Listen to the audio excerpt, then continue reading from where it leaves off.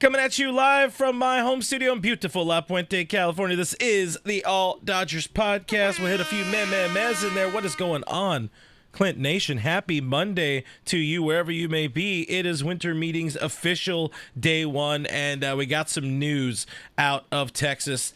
Mookie Betts will be moving back to shortstop. We're going to talk all about that with our friend Greg Bergman of the ESPN LA. He'll join us in just a second. We also got some other hot stove rumor type stuff to talk about. Nolan Arenado, this kind of rumor thing, it won't die, and it seems weird, but we're going to talk Nolan. We're going to talk about some other trade rumors that are out there involving high leverage, back end bullpen relievers, all that kind of stuff, and we're still waiting on Teoscar Hernandez here on another edition of All Dodgers Live. But we are going to bring in my man, my friend, Mr. Greg Bergman. How are you doing, my dude? I hear you just got back from vacay?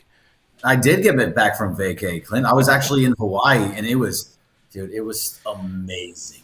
Amazing. I have never had a vacation as good as that one. So it was so fun. It was so much fun. So you're out in Hawaii, hanging, partying. I'm sure you have. Yeah. Have you been? Is this your first media since coming back? Oh, I was on the air with Mason and Ireland today, so I did go back to actual work today and do what I was supposed to do. But this is the first on air, on Twitter versus of YouTubes and things like that. All right. Well, then what I want to know is we got a lot of things we're going to talk about on today's show, guys. So do stay tuned. Hit that like button. Hit that subscribe button.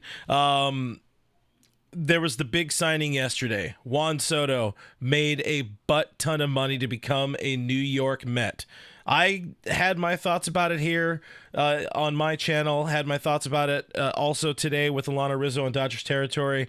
But listen, man, you're big time. People think that I'm big time because I have you on my show today because you're the shit. And I want to know what big time insiders at ESPN and all this kind of. Anyways, just give me your Soto thoughts. I'm way overhyping it. What do you think about 765 over 15 years for Juan Soto? It is so much fucking money, and I love that I'm able to curse on here because I'm not able to curse anywhere in life. So it's funny, especially with the kid running around, I just don't do it. And by the way, you're way more big time on foul territory with Alana Rizzo. That's pretty big time to me. I don't know what you're talking about, but this deal is so fucking stupid. I hate this deal so much. It's so much money, $765 million. And I get it. The first five, it's really about a 5-year deal. The last from 6 to 15, he can opt out after that 5th year. But no matter what, it's a stupid deal. That's too much money for a guy that only does one thing. He gets on base. He does it very well. Very, very high rate, and he's really good at it. But he doesn't do anything else. He's not a good defensive player. He's not good on a base pass. He doesn't have – he's not like Shohei. Look, I get that Shohei Ohtani got $700 million because he is an ecosystem to himself. Yeah. You get everything from Japan. You get Japan broadcasting rights. You get the sales. You get extra inventory. So many things come from sign. You signed Shohei Ohtani to a deal for $700 million. You make it back the next day, essentially.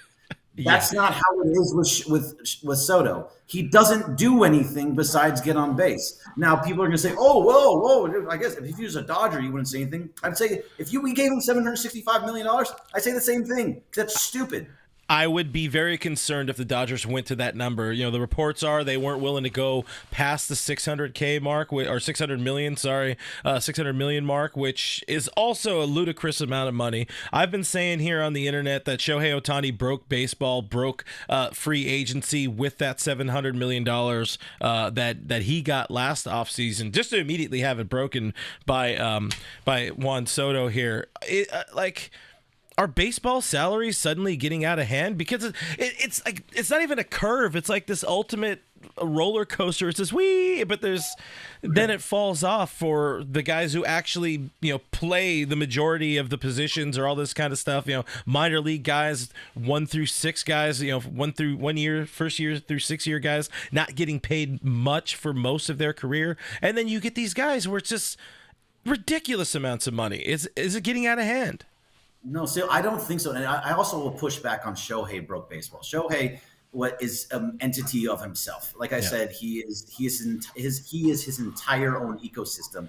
Then what he brings to it, and that 700 million makes sense because you get all of Japan, you get all of the all. I mean, they were all of these sponsors that came in because of Shohei made sense. And also, he does two things. He pitches and he hits, and he's going to pitch supposedly this year. We haven't seen it yet, obviously, as a Dodger, but he does both those things. Yeah. On the other hand, and by the way, he also deferred $680 million so you can go get Yamamoto, and you can go get Glasnow, and you can go get all these guys. So you can just keep spending money, whereas there is zero deferments for Soto. Zero deferments. He's getting every single penny. And the Mets can also go into it and say, hey, we're going to give you $5.5 million more every single year, and we'll buy out that opt-out clause. And we give you $805 million over 15 years. The only thing I'll say is that I don't think this is what's going to be happening. I think this is something that is just as strictly a Soto thing because of what he can bring to you offensively. Who else would it be? Bobby Witt? Like, besides Bobby Witt, is there what other player is out there that is young enough, 26 years old, that can demand $800-900 million?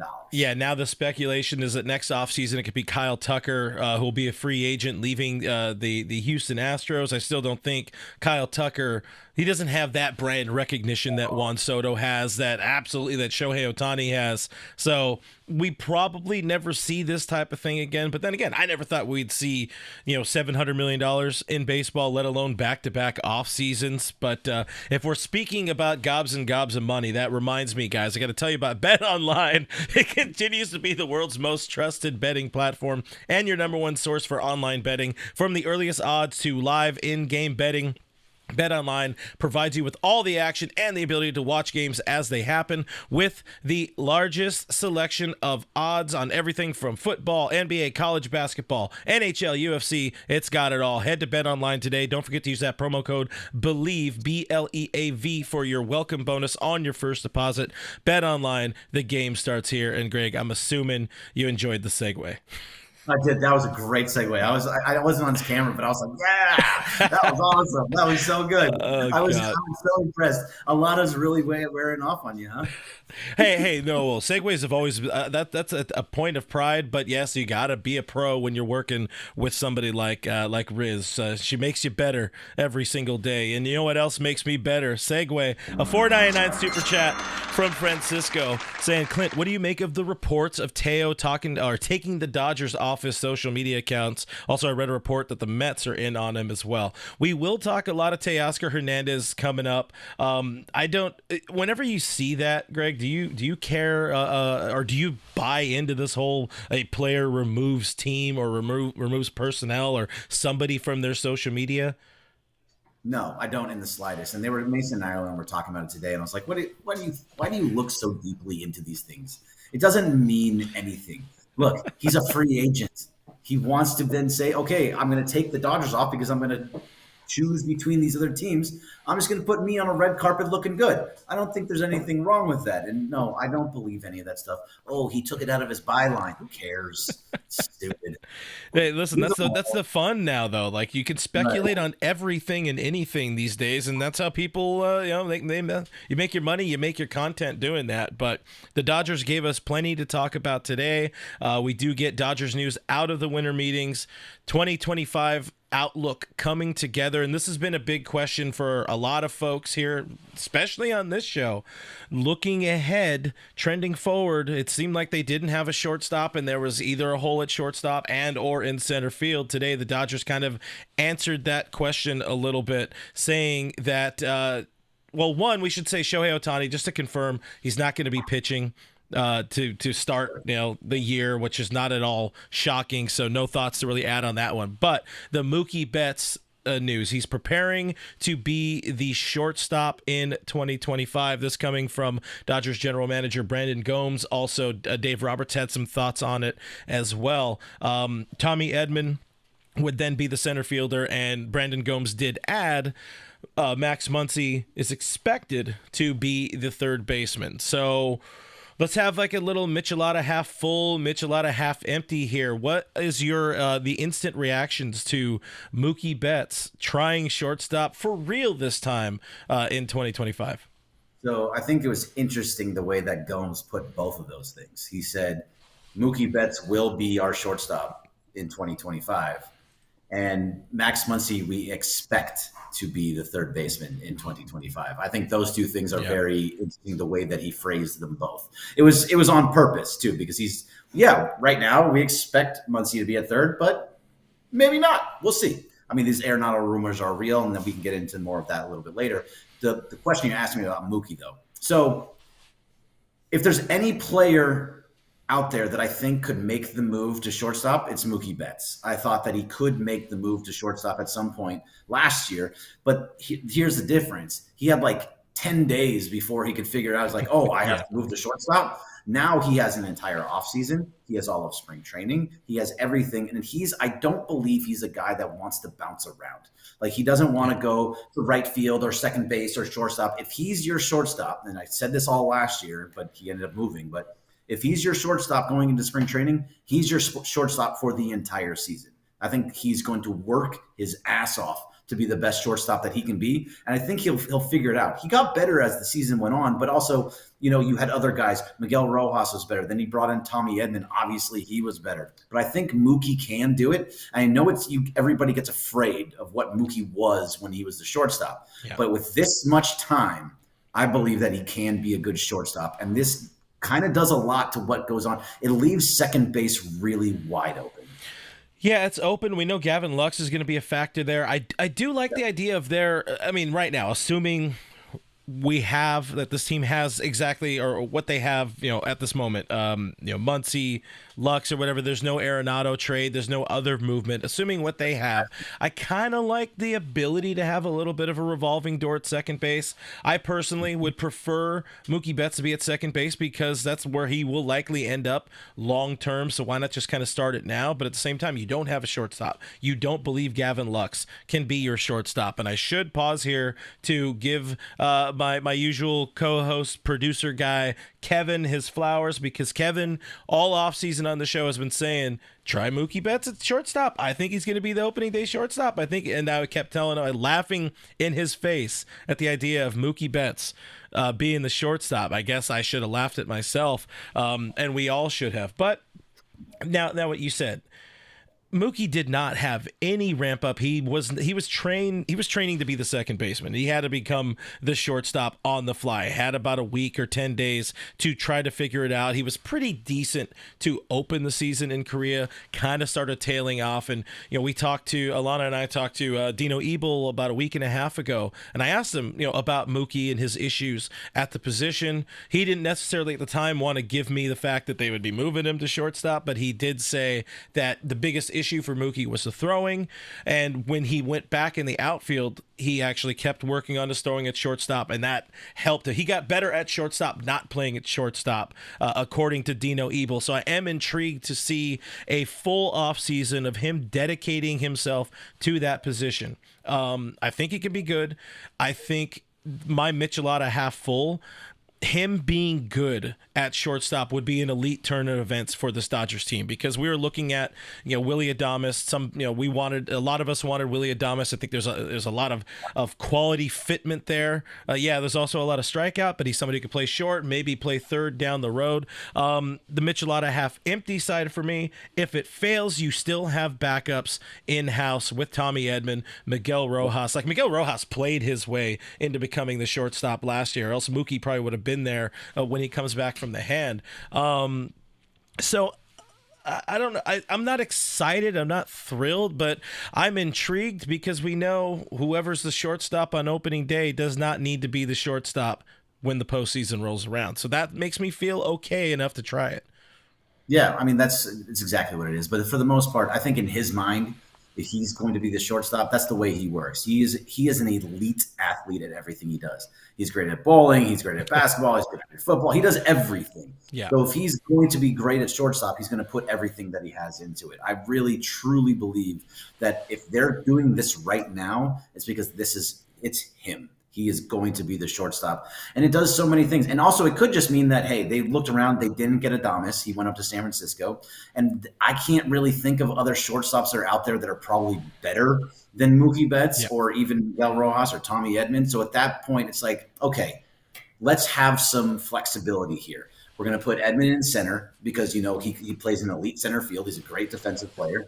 And then you can have some flexibility. Maybe Muncy is your third baseman. Maybe he's your second baseman. Yeah. Maybe you keep Gavin Lux there because he's super cheap. Maybe you move him for somebody else that you can get another outfielder or something. They have the movements all around there because you have the middle of the middle all set. As you and I have talked about 1,000 times. Center field, shortstop, pitcher, catcher. That's the important line down the middle that you have to have that set, and they have that all the way up and down set. So this spins forward then to my wild speculation part of it. So we had Michelada half full, Michelada half empty. Now we're about 4 Mitchies deep. Is this a bargaining ploy? You get people on the internet saying like, oh yeah, I mean, why would you? My friend Jeff Snyder was talking about it in the All Dodgers Discord plug. He was mentioning like, why would they go? I think it was Snyder anyways. Why would they tell teams like, oh, we really need a shortstop? Like, no, we feel good about what we have in house. We don't need your talent. So that's sort of like you've had a few drinks like, oh man, this is a tinfoil hat. And then you can go 10 Micheladas deep. Yeah, we see the Nolan Arenado trade stuff. And we got a super chat from Stockton Slap 209. Thank you very much, Stockton. Kind of in the same thought, like Muncy to second, trade for Nolan Arenado, Mookie at shortstop. He doesn't like the idea, but I think some people are kind of, you know, Dave Roberts' team loves to talk about optionality. You open some doors, you kind of change some things around, and they do with Mookie because they're bought in on Mookie. They're not bought in on Gavin Lux and trying him at shortstop and all that apparently. But you give yourself some options if you do want to put Max at second and go out and trade for Nolan and all that. We'll dive a lot more into Nolan in just a second. But is this the best case scenario for this team? That's what I want to ask out of this. No, I don't think so. I think Willy Adames would have been the best case scenario. And then Mookie Betts goes to second base where you wanted him. That's where I thought he was going to go. Apparently people were saying on Twitter today, I was gone for a week and a half. So, you know, forgive me. But they're saying for the last couple of weeks, the week or so that it was known he was going to play shortstop. I was like, nah, I didn't know that. I thought he was going to be a second baseman. And that means that Gavin Lux would have to go. But first of all, Gavin Lux, we all know he can't hit lefties, so he's not going to be in. Which means that Gavin Lux is a platoon second baseman. Yeah, and I don't know if that's exactly what you need. I know I'm jumping ahead here, but no, it's not ideal. But I think with the way that Mookie works, he's going to try and be the best shortstop. He wants in his mind. He's going to be a Gold Glove second shortstop because that's how he works. Yeah, and you know, some people kind of had him trending that way to start last season, but again, the position caught up to him as you know, the months wore on. One of the things too, like Miguel Rojas, I had our buddy Doug McCain on last week, and he told me about a conversation he had with Miguel Rojas, and shortstop being the hardest position out there. It beats you up and it beats you down. Now you wonder about a now older, still very slight of frame Mookie Betts playing shortstop full time. How much does that beat him up by the time you get to October? You worry about these little things, but then we get to sit here and overthink and overanalyze and worry about all this stuff. I'll just say this before we kind of move on, because I do want to talk Nolan Arenado. I think it's an intriguing conversation to have. I would say Mookie being the shortstop is like the second best case scenario. Best case scenario would have been Gavin Lux goes there. He's average above average, maybe forms a platoon with Miguel Rojas or something like that. But the important thing I like out of all of this is that this team is in a position where they have their kind of answers in-house. I like that, you know, Andrew Friedman told people last week during the Blake Snell introductory presser that he doesn't want to have to go out and make deals happen at the trade deadline because everything is so expensive. I think they have enough depth, including what they have at the minor league level, to get things done. And if Mookie works at short, filling second base, that's going to be so dang easy. Oh, yeah. You can put basically anybody over second. Like it's not a super tough position. Now, obviously, you have to be decent at it because defense. This team specifically wants a good defensive structure. Yeah. And we saw what happened with the Yankees in the World Series not having a good defense versus the Dodgers having a good defense. That really made a massive, massive difference. Oh, does it? So, yeah. So, I mean, getting somebody they can fill second base, and whether it's Rojas, who can, if he can play short, he can play second base. Whether it's somebody like Kike who sticks around, he plays second, or even Muncy moves over to second base because he had played second in the past. You can easily find somebody, and there's probably other second basemen out there that they can go out and grab.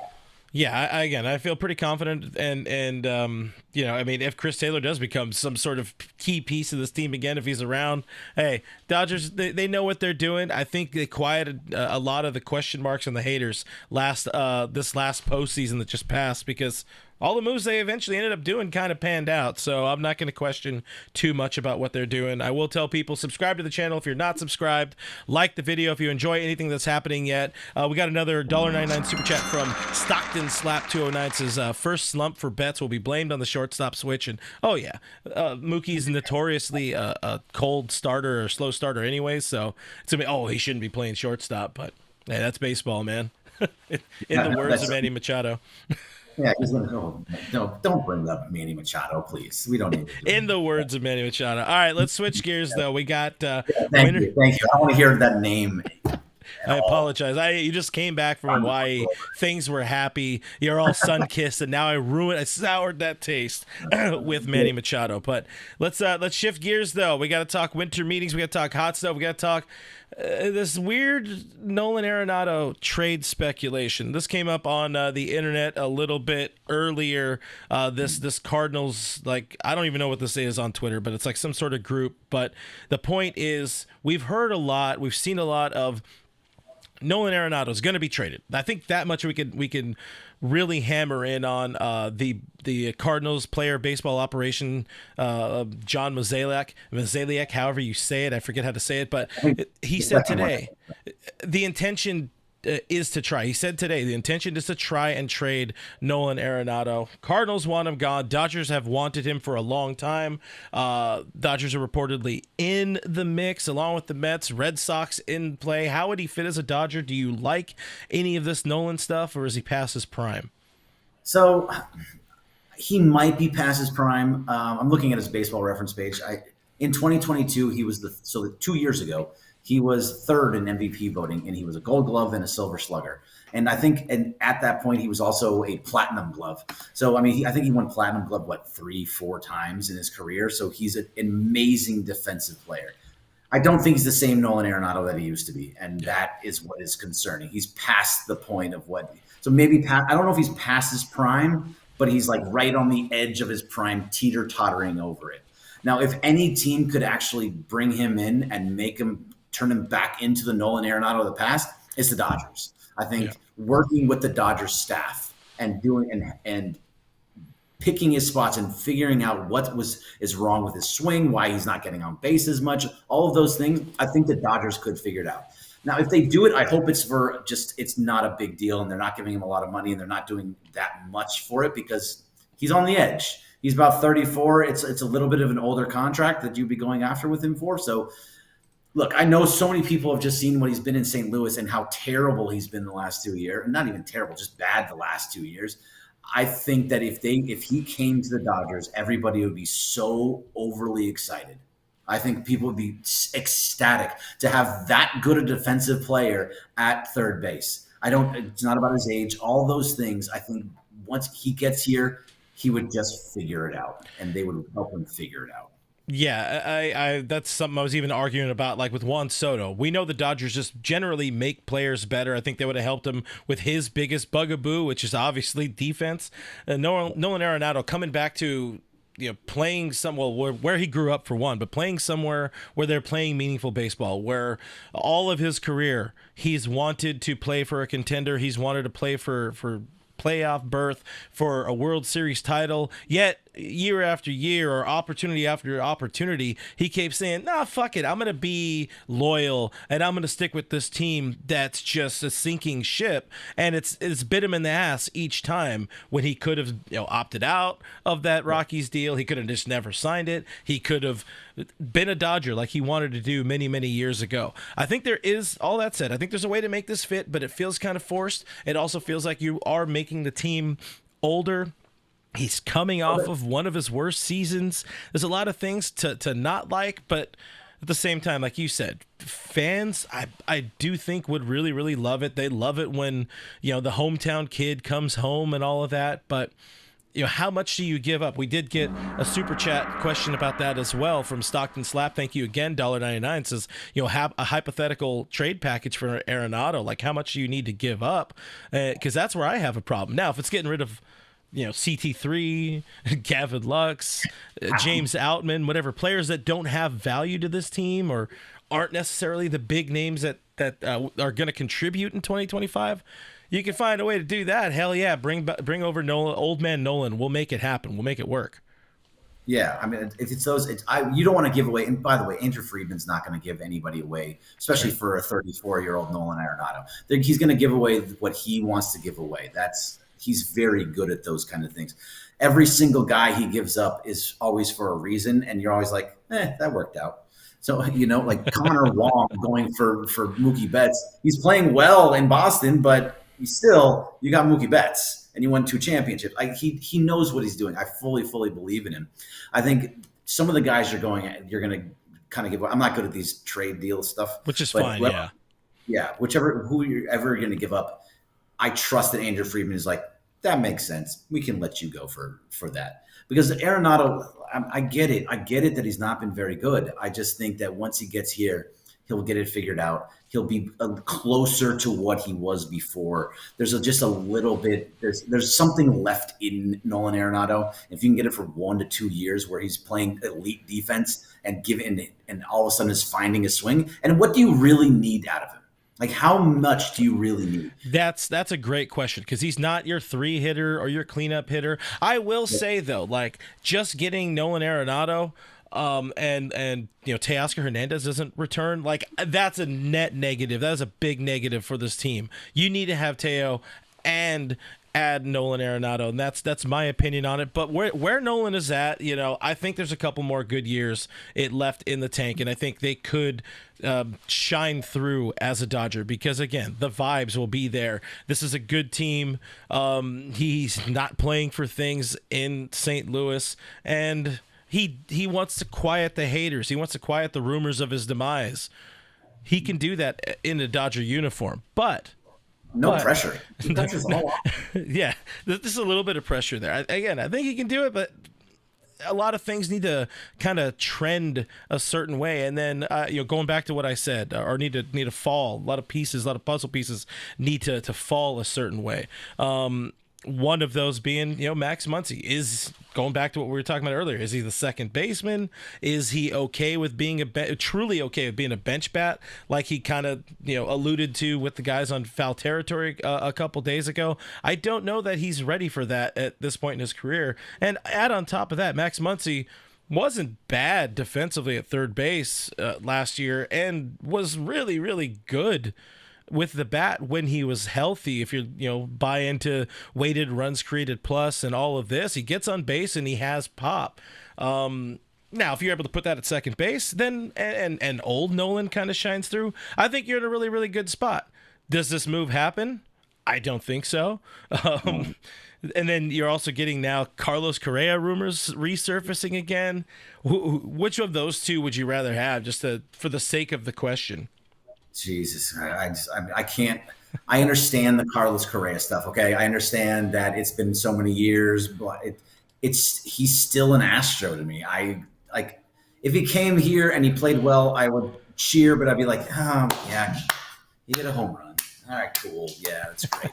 But with Nolan, I can actually root for him, so I'm going to go with Nolan. The only thing I'll say about that is and I think you alluded to it. Your infield is super old at that point. If Muncy is at second base, incredibly old, because Mookie's 31. He's past 30. So Freddie is what, 35, 36 years old. So 34 now. He just turned 34, I think. But still, yeah, 34. it's an aging infield, which Your infield is very old at that point. Yes. yeah, and you just keep you're trending towards buying yourself some issues in a year or two. And it's worth noting, Nolan only has a year or two left. Carlos Correa is under contract, I think, through like 2033. I'm a hard pass on Correa. Yeah, hard pass on that. No. Let's do this. The next rumor that I thought was more based in reality, because I think people are grasping at straws or trying. There's a little more creationism when we're talking about Nolan Arenado. If he got traded to the, or if he gets traded, I think that happens. If it's to the Dodgers, I'd be really, really surprised. I don't think the Dodgers do to button it up. I don't think they want to add another older player. But one of the things we did. Go ahead. Seems like the Yankees would do that kind of thing. That's a Yankee move to me. And they need to replace Soto in that lineup somehow. Yeah.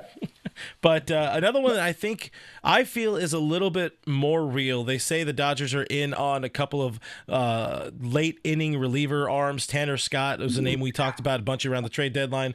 Devin Williams, the closer for the Milwaukee Brewers, is somebody who's said to be available in trades this offseason. But I think it was Fabian Ardaya of the Athletic said the Dodgers are kind of exploring either a trade or a free agent signing with either of those guys. Thoughts on those two, and would you say the Dodgers, I mean, I don't know if they need a closer, but do they need another back end of the bullpen guy? Look, you need back end of the bullpen guys every single year, no matter what. Bullpen is always so volatile. Year in and year out, it can change from one year to the next. So, yes, I do think you need a back end bullpen guy. I love that they signed Blake Treinen, but Blake Treinen historically has been a guy good 1 year, bad the next year. Good 1 year, bad the next year. He kind of goes up and down like that. He is forever a Dodger great because of what he did this last year. But yes, before the season started, when the season ended, I was like, I want Devin Williams. Devin Williams makes so much sense to me. He throws an off-speed pitch. His air bender is unbelievable. There's so many guys that we have that are just throwing gas, and to have a guy that can do a little bit of both, he seems like just the exact type of guy that you would want here. And if you can put him in the back end of the bullpen, sure, it makes so much sense for this team. I truly, truly would love him. And by the way, if you can get Tanner Scott, you get Tanner Scott. If you can't beat him, have him join them. That's what they did with Blake Snell. They can do it with Tanner Scott too. Shohei can't hit him. Just bring him here. He doesn't have to face him. I think that makes perfect sense. Yeah, so looking at what we have in house, I threw together this graphic earlier. There are some names. There are absolutely some names. We get the chat out of the way there, and some other names that maybe could. Play up. Ben Kasparius, we saw him do some things in the postseason. Dustin May, bound for the bullpen at some point in his career. Edgardo Henriquez throws the shit out of the ball. Michael Grove still exists. They signed Giovanni Gallegos to a minor league deal. They have some names in there, but you mix in a Devin Williams or even a Tanner Scott. It's absolutely a devastating bullpen. And I think seeing it here on paper, on internet paper, like if you're able to give Ryan Brazier the Das Boot right there and plug in a Devin Williams, you're just giving yourself that much more of a chance. It's 1 through 13, 1 through 14 if you count Shohei Ohtani, not counting on the pitcher's ledger. You have 14 arms that can really, really do some damage, start to end of a ball game.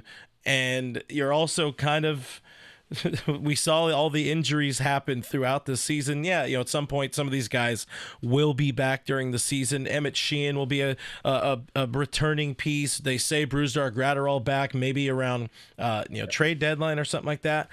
Just to make sure you have enough healthy bodies ready to go and laying around. I love one of these moves. And you have tradable pieces. I think that's the other thing. I need to see the Dodgers trade away some guys on the 40-man or even prospects that aren't going to play. And if you can go and get Devin Williams, who has, I think another year on the contract after this year. I don't know that outlook. You go and do it. You fucking got to make that move. I'm in on the bullpen, one more bullpen piece now.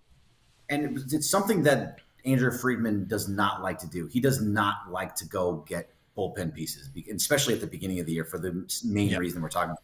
But if you can get a guy like Devin Williams or Tanner Scott, I think he goes out and he does it to try and help and all that. There's so many other guys that you're not even mentioning that are going to be in there. Did you mention Dustin May by any chance? Because that's I threw him in, threw him right there on that right side, which are more of Go ahead, talk May. But like, if you can put him into the bullpen instead of having him be a starter, he just is such the perfect guy for the back end. He has such nasty stuff, and he throws so hard, and he just like I've never seen a pitch move as much as his pitches move. Yeah. You can have that guy back there, please. There's gonna be so many options to go out there. So I really love what they're doing in that postseason and in that bullpen. So Devin Williams mixed into all that just makes so much sense. Yeah, you already got two. I'd say you have two lefties, but this is buying into the fact that, Anthony Banda, whatever we saw last year, is the real deal, as where Tanner Scott has kind of been there and proven it over the course of his career, earned this opportunity at free agency. Been very, very good. A very, very good reliever, has closed, saved games at different times. And we know this team isn't going to go with the de facto lion. You'll have somebody who gets the lion's share of saves, but they're not going to go with a de facto christened, you are now the blessed closer, which I love. I think it works out so much better to have everybody available all the time. And you add in one more guy like Devin Williams or Tanner Scott, gun to your head, which one of those guys are you taking? You have to take a preference. Which one do you want? Jeez, it's so tough. I love Tanner Scott and what he did. We saw him in the playoffs and what he can do actually in the playoffs. So if you want to go just by playoffs, because I think that's the only thing that matters to the Dodgers, is how are you in the playoffs? Scott, I think Williams has always struggled, by the way, and he's always hurt too. Yeah, that's where I was going. He just came off an injury last year.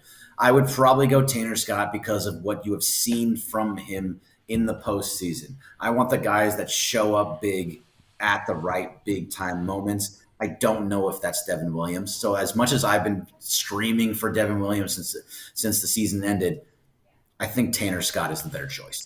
Yeah, both of them, admittedly, relatively small sample sizes. Mostly, Williams has had more opportunities, but again, he tends to be injured, whether it be a shoulder thing or him stupidly punching a wall or punching a Gatorade bottle or whatever it was and knocking himself out of the, I believe it was 2021 postseason for Milwaukee. The consistency and having that a third lefty, if Banda does pan out, or if he doesn't, you do have a second lefty to pair with Alex Vesia, who, let's remind everybody, let's flash back. Let's say 10 months ago, there were two people on the screen right now that were not bought in on Alex Vesia even slightly, but he proved us wrong. But maybe we're right in 2025. Stupid to throw that out there, but still, bullpen, the reliever life is such a volatile role to have these pieces there, so they don't need to go out and spend big name prospects at the deadline. If you can do it now for just money, Tanner Scott, for me, is probably the answer. And I don't think he has a draft pick attached to him, because that would be a lot of money for him to be offered that extended that qualifying offer. So I love him. I love that dude. Stockton Slaps, another $1.99 super chat. Thank you very much. Wanted our 1 through 9 lineup prediction for opening day. That feels like a lot of homework. Greg, I'm going to let you take that. I'm going to put you on the spot with 1 through 9. I'll help you out. All right, because I don't have it in front of me right now. Sometimes you forget everything there. But so the top mix is very, very easy. So the top, it's going to be. I still think Shohei leads off. Yeah, I do believe Shohei lead off, because there's a lot of people talking about you put Mookie back or do something else. Shohei leads off. Shohei, Mookie, Freddie is your 1, 2, 3. That doesn't change. Now it just depends. Are you bringing back Teoscar? So, which I hope so. He was by far my favorite Dodger last year. Most people, obviously, Shohei. Teoscar was my favorite Dodger. So I would probably, without Teo, are we keeping it just what you currently have? I would imagine, for the sake of this exercise, we should probably do what is actively in-house right now. Okay, so actively at that point, you probably go Muncy. No, yeah, Tommy Muncy. Edman, maybe Tommy Edman. Did it in the playoffs. Will Smith. You know what? I'm gonna help. I'll say Will Smith. Maybe he figures it out again, and then you got left, right, left, I would right. probably go at this point. Me personally, I'd probably go Muncy, then Edman, then Smith, and if you have to, then you let's say that's 6, 7 would have to be Well, probably Fordo in the 6. and then Pages Lux, I guess. I might move Pajes up. No, I kind of like Pajes lower, but probably go Pajes in the 6, Conforto 7, Lux 8, and who am I now missing? Did I forget somebody? I don't know. I stopped counting. The Yeah, thing is, like I must have moved. this exercise on November or December 9th is, I mean, there's going to be Awesome. it's 3 different iterations of this team that we'll be talking about over the next 2 months. Probably by Wednesday we'll be looking at a different version of this team because hopefully Teoscar Hernandez is back. We are going to talk Teo in just a second, but I did want to hit a couple more of the comments in there. Getting some love, Anthony Bonda getting some love. Pika Peep earlier in the chat saying Bonda proved himself this year. Swollen Sausage saying Bonda is kind of filthy. Pika Peep talking about, I don't know if I'm talking Bonda or Devin Williams. Just need to stop injuring his pitching hand, which very much agreed. If you're a pitcher, at what point do you think to yourself, I'm going to use that hand and punch a wall or punch something hard that could break said hand? By the way, wasn't that Bonda that did the exact same thing? Like, Yep. get out of here, man. What do you like? That's just stupid. What we say in my household is some people's kids, but yeah, Dustin May being in the bullpen, Stockton's got money tonight, $1.99. Thank you very much, Stockton Slap, saying Dustin May would be an elite closer. Why not do it? Yeah, if Dustin May could be that guy, because he's not going to have a spot in the starting rotation. Tony Gonsolin's going to be in there. He's going to be that number 5 guy until Clayton Kershaw re-signs. There is the existence, and somebody also said it in the chat, there's still the existence of somebody I've completely erased from my mind, Bobby Miller. He's somebody who could be a bullpen arm, could be a starter, could be traded in that Devin Williams trade. He's around. I think that makes more sense to me. I think Bobby, Lux, and probably a few other guys like Michael Grove, they should, and possibly even Pajes, even though they need him right now, could all be on that trade block. Outman, definitely all people that could be possibly traded. This one I had written down because I just think it's funny and I think it's clickbaity. Would you want to see a Kenley Jansen reunion, knowing that he would not be a closer, but he would be in that kind of middle reliever end of game mix? No, I'm going to answer. stop. I'm going to try and stop you as fast as possible. I know Alana. When you're on foul territory or Dodger territory, she loves. She loves Kenley. She came on to Mason Island and said, let's bring back Kenley Jansen. Absolutely not. I'm a hard pass on Kenley Jansen at this point in his career. I've been on the roller coaster. I don't need to. I loved what he did for the Dodgers. I loved how much he was there. He was great. However, no, California is a Kenley Boston guy. Yeah, that's done. He wants to come back and end his career as a Dodger. He also says he wants to pitch until he's like 42 or something like that. I'm good. Sure. The Kenley Jansen experience, the era, it was a great era. It was a great run, but that ship has sailed. A question also, $1.99 super chat from Stockton Slap again. Appreciate the hell out of you asking, is River Ryan back in September? Highly unlikely, but could be on the table. He's coming back from Tommy John he had in August, I think it was. So that put him right at about 12, 13 months. I doubt it. If they need him, it would be a problem. That's what I will say. That's exact right. I got to go this way since it's a mirror. I got to go that way. That is very much, I'm fully with you. If they need him, that is a problem. Yeah, just like this year when we're talking about Tony Gonsolin. Sorry? Yeah. Go ahead. I said just like this year when we're talking about Tony Gonsolin maybe being an option towards the end of the season. Like, no, if you needed him, something went wrong. And yeah, things went wrong for the Dodgers starting rotation towards the end of the season, but they figured it out. Yeah, sort of. Sort of. They won the World Series, so they figured out something. That's all that matters. And by the way, their bullpen was because of the bullpen. It was because of the pitching staff. That's how wild that all was. Insane. Well, if there's one thing we're all waiting on, one thing we're hoping that the Dodgers figure out, it's Teoscar Hernandez. Where the hell is Teo? We're still here waiting on a Teoscar Hernandez reunion. He wants to be back. Dave Roberts told reporters today he would love to have him back. He really, really wants him back, but he kind of started talking as if, I mean, he's back to reality. He understands it's a business and you could lose these guys. Right now, he is the number one outfielder available on the free agent market. We know he's a clutch bat. We know he's a big-time clubhouse guy. Did the Dodgers wait too long to bring back Teoscar Hernandez? I don't know if it's waiting too long. I think that they were always – I think it was a lot of it was on Teoscar too, because he wants the best deal. He's what, 32 right now? 32, so he's a little bit – 32. He's a little bit older. He wants to get the best deal that he possibly can. By him waiting on Soto, which wasn't that long. Soto was signed at the beginning of December, before even the winter meetings. It's not like they waited a crazy amount of time. Was it a month?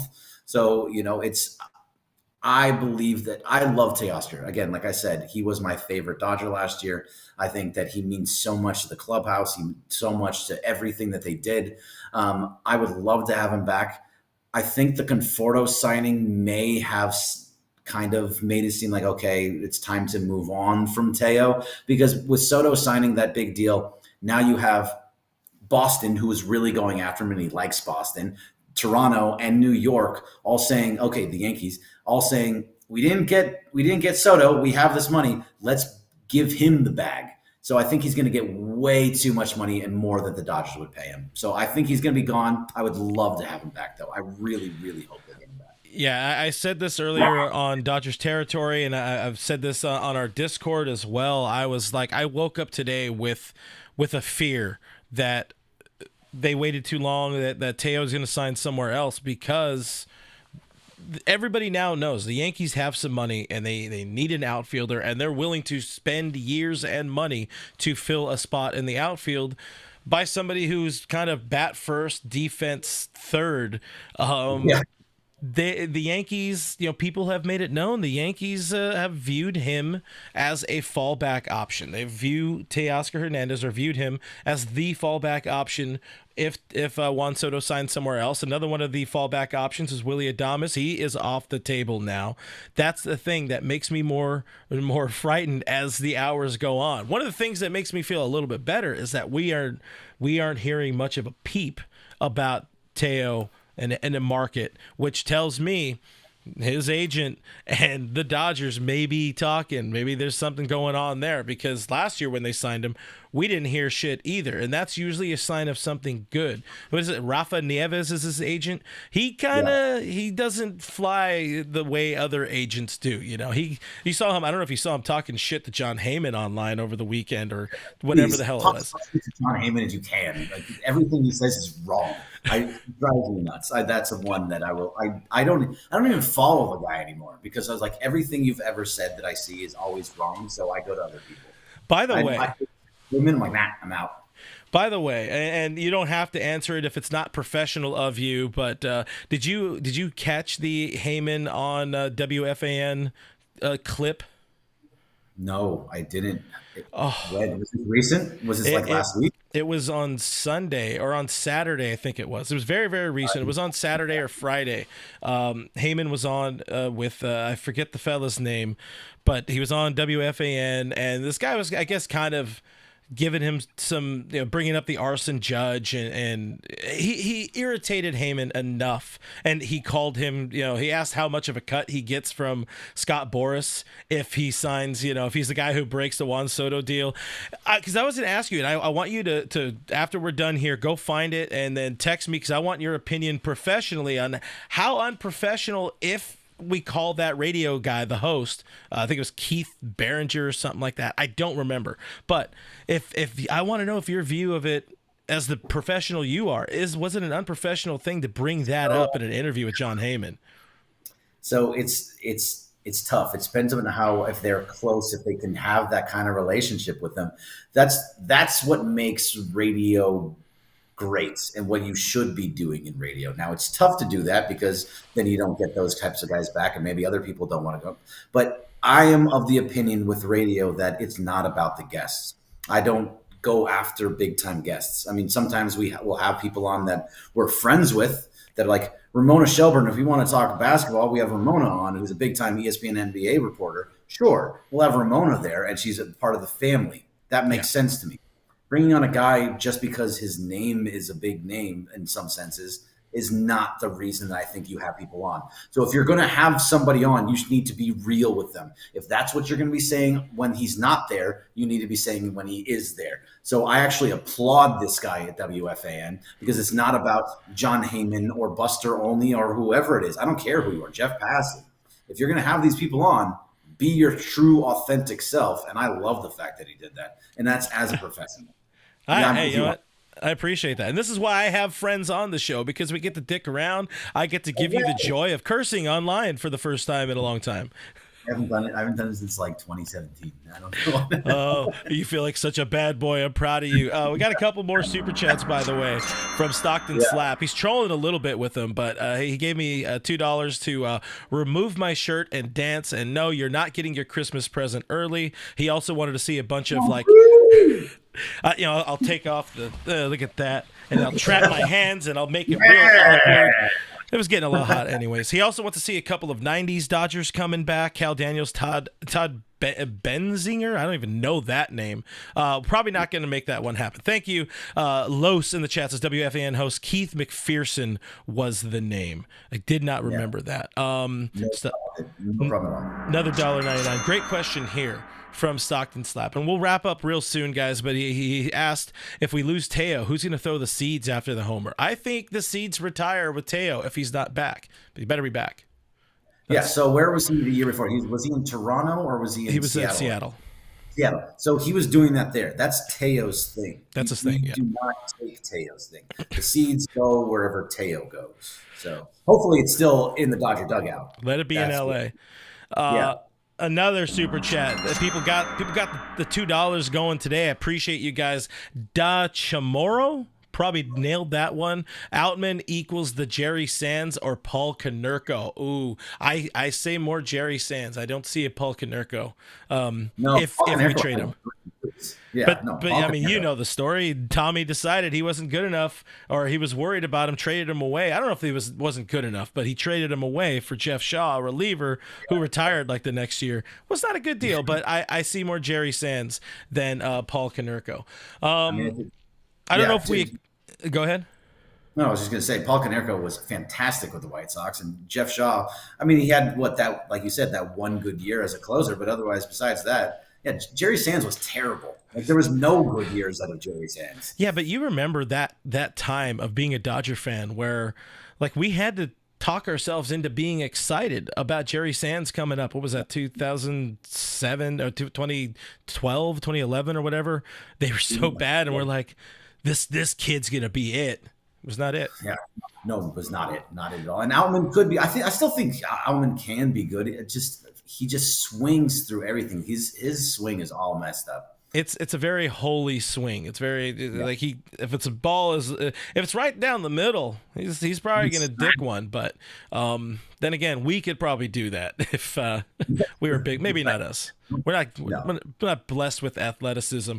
I don't know how much we accomplished talking to Teoscar Hernandez there, outside of the fact of reiterating we want him back. The Dodgers need to make it happen. I would love to see this get done tonight, see this get done before the end of the winter meetings. If he goes somewhere else, this is one of those guys I think Dodgers fans for at least a little bit might revolt, because he was such an important piece to this team, and you also still don't have an outfield right now, so you need him.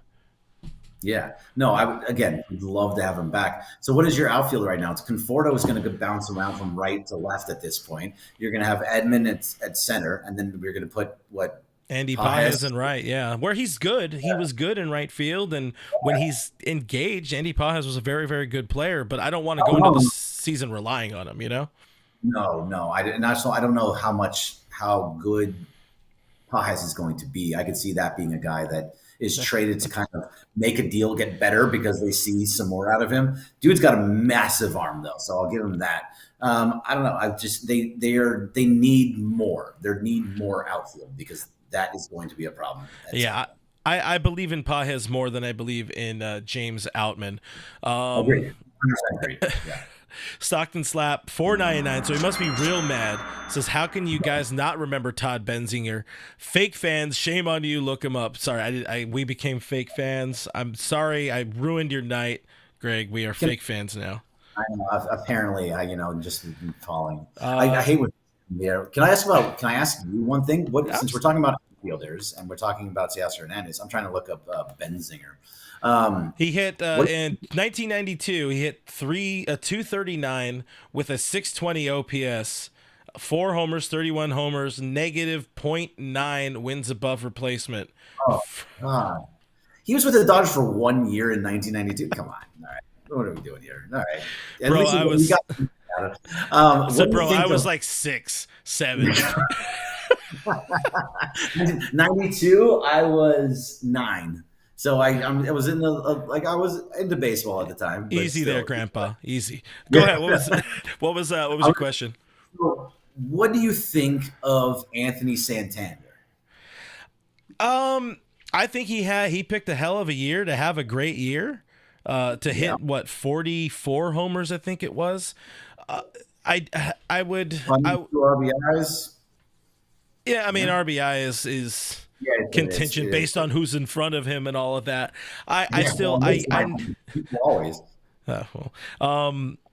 I don't like him enough. I think there's he's another guy with a lot of strikeout in his game from what I remember. I really haven't looked too much into him because whenever I have looked, I'm like, yeah, no, I don't want this dude. I think this is not the right guy for the team. I think the right guy is Teoscar Hernandez, and if not, I think they go the trade route somewhere. Maybe, at this point, kind of unpopular move now. Go back 6 months, it was a very popular move, but Luis Robert Jr. could be somebody they explore. And if they do want to try to include Garrett Crochet or something, before Santander, honestly, I might take, and this is going to be an unpopular thing, I might take a Cody Bellinger reunion before that. Wow. Also, the Cubs say Seiya Suzuki could be available in a trade. He hit 21 bombs last year, I think it was. I think they would go trade before Santander. GI, bring it up in the chat that he's a switch hitter. I don't think you need 2 switch hitters in the lineup, but also points out it's a DH in waiting, and he's going to cost years. I mean, this is, if Teo's the now best outfielder available on the free agent market, Santander is the second best available, and he's also got question marks in his game. Yeah, so I don't know. I just think it's somebody that you can kind of look at as a backup option to Teoscar. I don't know. He has pop. There's things that he can do. If he's a DH, then obviously that's not going to be working out, but he can play the outfield. And so, it's having somebody else out there that has that type of pop, I think makes a little bit of difference. Still, I want Teo. That's what everybody wants. But if you're looking through other options in the outfield, that's probably a guy you can start looking at. Nameless says pay Teo whatever he wants, and I agree with that sentiment, but also not terribly agree with it. I think the hang up is probably the Dodgers want to go 3 and a mutual option, and now they can ask for 5 or 6 years on this market right now. When you saw Juan Soto get as much as he did, and you're the only guy left, 5 or 6 years for the Yankees or the Red Sox or Toronto, if he goes back to Toronto where he had some very good years, that's not absurd for his agent to be trying to ask for that. So Teo's going to need to come back down to earth a little bit, I feel, to be in the same ballpark of what the Dodgers are willing to do. And that's the unfortunate thing. And that's, again, why I feel like they might have waited a little too long. They should have made the extension happen during the season. Oh, no, if they could have done it during the season, I mean, who knows if that would have been his guy telling him, nah, I don't want to do it here. Let's wait till the end of the season when he's a free agent. Because really, look at what he was doing. He had a career year with the Dodgers and just won the World Series. This is your shot to go out there and be like, I want a 5-year deal. I want $200 million. I want it all. And they might get it. He might get it. Can you not see the Red Sox, after failing on Soto, being like, okay, let's give Teoscar 5 years, $200 million, and be able to hit at Fenway Park most of the year? Probably a good place for him. And the Yankees could do the same, because look, he hits at Yankee Stadium. We've seen him do it. So those are all places that would really fit his game. I don't know. I just think that this was his best chance to really go out and get paid, and now he has that opportunity. Yeah, it's about securing the bag this offseason after, betting on himself last winter. It's what he did, and this is the whole point. You set yourself up for this. I just hope the Dodgers choose to honor Teo. One last thing, we'll keep it super tight because we've already talked a lot of Walker Buehler on the channel, but there's now a report the Tigers have an interest in Buehler. I haven't heard your opinion on Walker. Do you think there's any scenario where he returns to the Dodgers, or is it a done deal? Man, I would hope he would. I mean, God, for a guy that was saying put him on the 60-day IL at the beginning of September, let him just kind of go off into the distance because he's not good enough to be on the postseason roster. And for him to do what he did, I was still, because of what he did, he's just a dog, man. When he gets into the postseason, like we were talking about before, what he does in the postseason matters to me. So if you're going to get that guy back, I would love to get him back. I think it has to be the right deal from the Dodgers, and he's going to get much, much more somewhere else. If it was my straight up opinion, he's gone, but it would be nice to see him back. Yeah, I share that exact same sentiment, man. Our everlasting image of Walker is arms stretched out, and then him being drunk off his ass in Oral Hershise's jersey, which is a pretty good way to go out. Mookie's podcast too. Him drunk, voice is gone, hammering stogies all day long. That's the Walker we remember, and hopefully he has himself a good massive back tat. Did you see that? Oh yeah, he's got that. Doesn't he have like I think he has like the writing on his ribs as well. He's like a little bit of ink. Should see his ass. No reason. There's no reason for that. As you know all about. So he took off his shirt and his entire back was a huge tat. I was like, whoa, Walker. I didn't know you got it in you. Good for you. He's a little sneaky like that. But, guys, we're going to hit the wrap it up button here. Appreciate my friend, that guy. You see it under him. Corporate Greg Bergman coming on. We just had a conversation. That's what we can do. You and I can just sit here. Doesn't need to have anything overly structured. So I appreciate you dealing with me because I would call myself a little loopy in this show, but I think we had some fun talking Dodger baseball. Winter meetings, it's a good time. Yeah, no, it's a great time. Anytime you want to do this, I'm always in. And obviously, if I start doing Blue Review again next year, you're obviously welcoming back at all times. So yeah, I'd love to do this with you, man. It's just fun. We're just talking. Appreciate that. It sucks they take your show away from you when the games matter the most, huh? I mean, it's not really taken away, but it becomes important all of a sudden.